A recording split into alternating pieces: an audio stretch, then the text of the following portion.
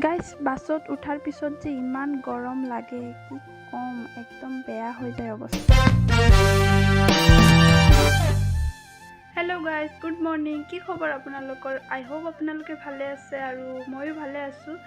চ' guys আজি ৰাতিপুৱা ব্লগটো start কৰিলোঁ আৰু মানুহজন নাই আজি। মানুহজন গৈছে নগাঁৱত, তাৰ কলেজত কিবা কামৰ কাৰণে গৈছে আৰু কেইদিনমান তাতে থাকিব আৰু মই আছোঁ ঘৰত। চ' ভাবিলোঁ মই ঘৰত থাকি কি কৰিম।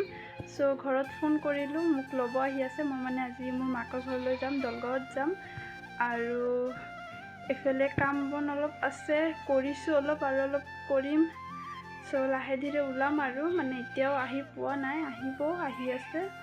চ' আপোনালোকে চাই থাকিব আৰু আজি মই অলপ হেপী কাৰণ ইমান দিন পিছত ঘৰত গৈ আছোঁ। বহুত দিন হ'ল, আই থিংক 2 মাহ হ'লেই চাগে মই ঘৰত যোৱা নাই।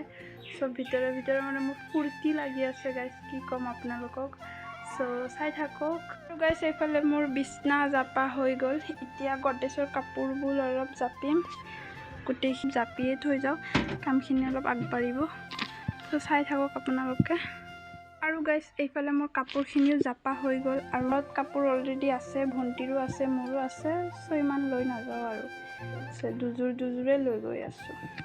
গাইজ এয়া দুপৰীয়া খাই বৈ পিনে আমি লাহে ধীৰে ওলালোঁ 3টামান বজাত আৰু এতিয়া আমি গৈ আছোঁ আমাৰ হোম টাউনলৈ আৰু হোম টাউনৰ পৰাহে বাছত উঠিব লাগে আৰু এয়া আমি লাহে ধীৰে আহি পাই গ'লোঁ হোম টাউনলৈ আৰু এয়া বাছত উঠি গ'লোঁ।